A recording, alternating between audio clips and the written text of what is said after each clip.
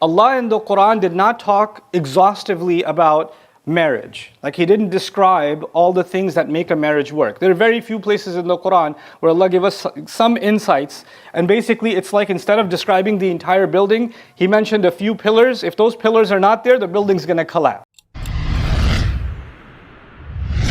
Men are caretakers over women.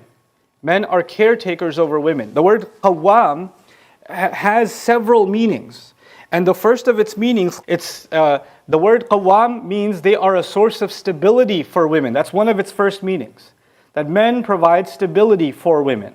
Men are a way by which they are protected.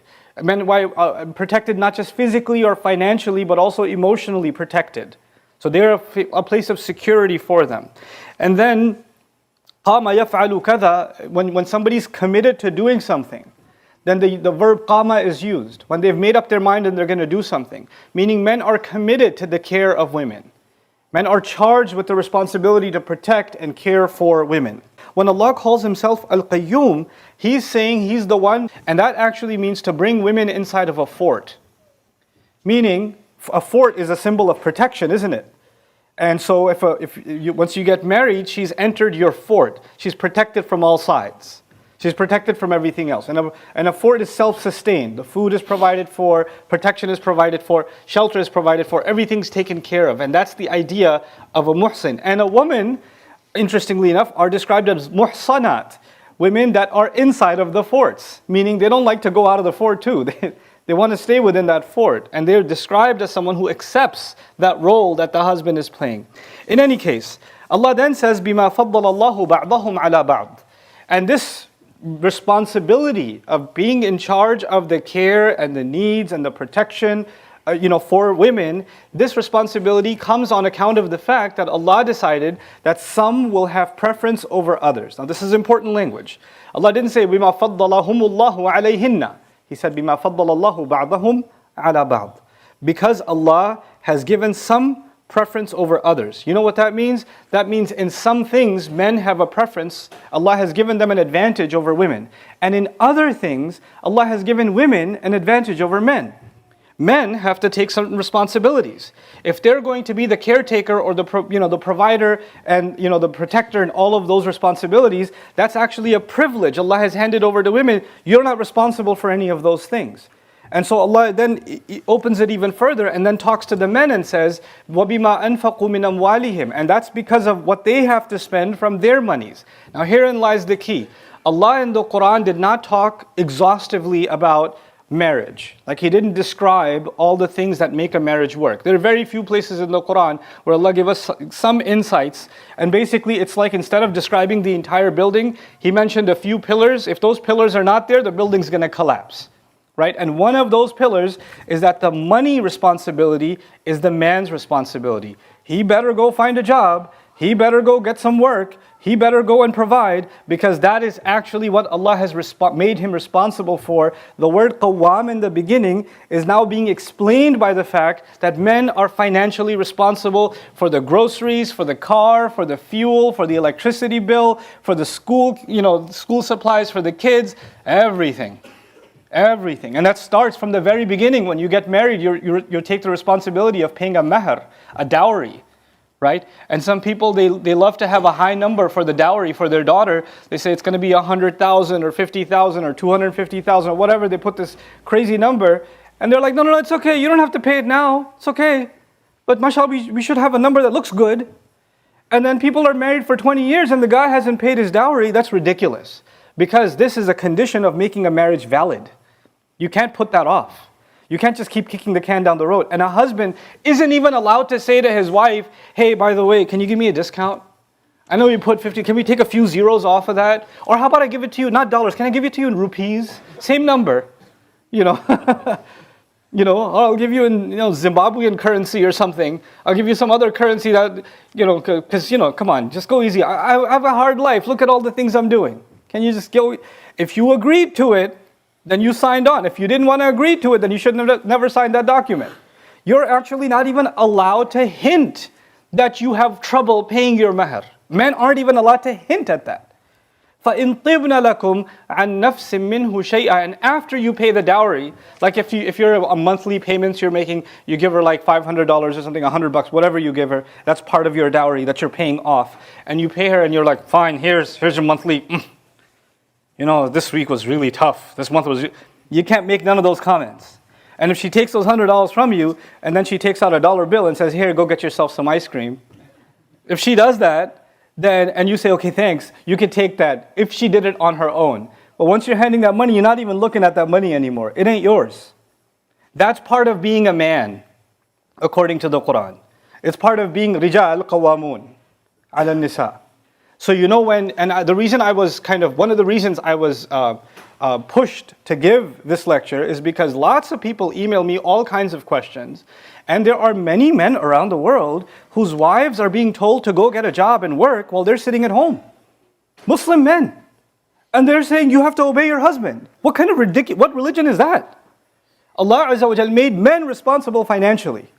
And they can't even say, you have to go and we're having a hard time, you need to earn this or that. Look, if there's a desperate situation and a wife decides to go get a job and support financially or do on her own, that's a voluntary thing she's doing that she cannot be told to do. And if she does that, if she does get a job, if she does have a business, if her father left behind some stores or some property in her name, and you're like, hey, can we get some of that too? Because I'm your family. No, that's her money. You can't touch it. Allah made this equation in which she has a financial advantage, meaning your money is basically hers. And her money is hers. And you can't look at it. You can't keep your eye on it. You can't say, whatever happened to that? What happened to that jewelry? What happened to that? No, that's not yours to touch. That's not yours to touch. And whatever you gave her, like you say, hey, on our 10th anniversary, I'm going to give you this car. That once you gave her the car, it's her car. It's her. You can't even take the keys and say, I'm going. No, you got to get her permission. And she better give it on her own good free will. No pressure, not even unspoken pressure that you could touch that car. Because you gave it up. It's done. It's done. وَآتُوا النِّسَاءَ صَدُقَاتِهِنَّ نِحْلَةً. Give women their gifts happily and freely. Don't even think about them again.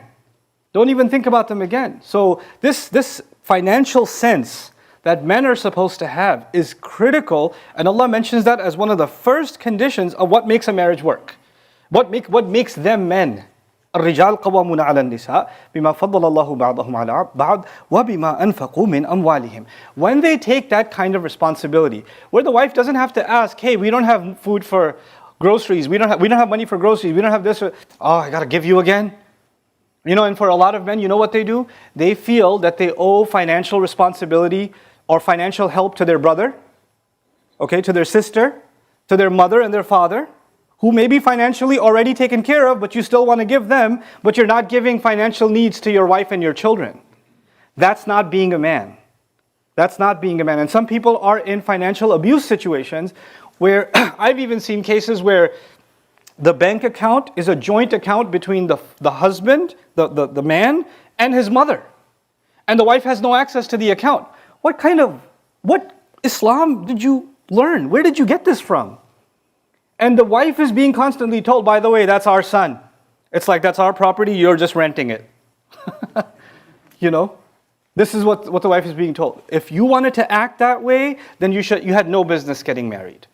If you wanted to financially treat the spouse this way, then you have no business being in the institution of marriage. This is the first and foremost principle. There are people who give mahar, they give marriage gifts, or even at the wedding ceremony, they give lots of presents, and then a couple of days later, the guy's family says, hey, can we have those back? We need them for our daughter's wedding. Once you give it up, you've given it up. It's done with. Now let's flip to the other. And the sisters that are listening to this right now are like, yeah, finally a khutbah about team ladies. Well, I told you in the beginning, Allah is fair. There's a balanced equation. Allah loves both sides, men and women. Allah told the men what responsibilities they have. The rest of the khutbah is actually the other side.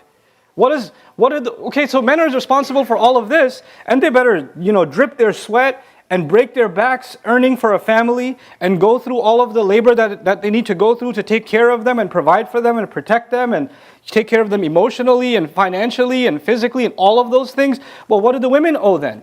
What's their side of this equation? Well, Allah Azza wa Jal starts with He said men take care of women. And you were expecting that Allah will say, women, therefore do this.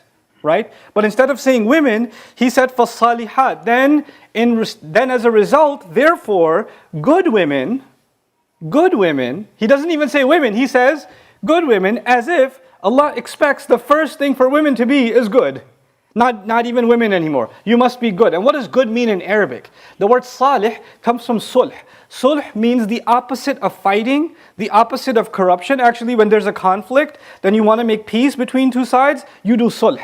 Meaning, women are such wives are the source of ending all conflicts in the family. They are a source of peace and reconciliation. They are the reason tempers go down. They are the reason voices are lowered. They are the source of calm. They are the voice of reason. They're the source of reform. If there is a conflict or some kind of tension, the first place that the husband looks to, when he turns to her, things are going to settle down, is going to be the wife. For some of you are like, seriously? Because all the fighting is actually, you're telling me that the place where all the fighting starts from is the place where it's supposed to end? Because I don't have any other raised voices in my house except hers. And nobody else is angry in my house except her. So the guy is the men don't take care of their end, and women don't take care of their end. And they become a source of great tension and conflict. Allah starts by saying that they are a source of reform. They are settled, they are calm, they're actually peace themselves, goodness themselves. They are the removal of all sorts of tension. That's the first quality. Then he says, qanitatun, eager to obey. And some have interpreted this as eager to obey Allah. And that is true. They are eager to obey Allah. They translate this as subservient, like al-qunutu lillah. That qunut belongs to lillah. And Allah says, qumu lillahi qanitin, meaning have qunut, meaning have this kind of eagerness to obey only for the sake of Allah. But what in the world does that mean? That means, what's that doing here? Because if one side was men should do this for women, you expect the rest of it to be women should do this for men. So why in the middle of that is Allah saying, yeah, they should do this for men, but this part is for Allah? Well, the reason that's there is because women should remember that when they are being a source of calm, and when they are providing peace and sakina in the household, they need to realize the only one who can keep a household calm is them. And the only one who can truly set it on fire is them. They control the emotional, like in your home you have an air conditioner control that controls the temperature. Women control the emotional temperature of a household. They control it. And they better keep it cool because this is an act of them obeying Allah Himself. This is out of their eagerness to obey Allah. They need to become a source of calm.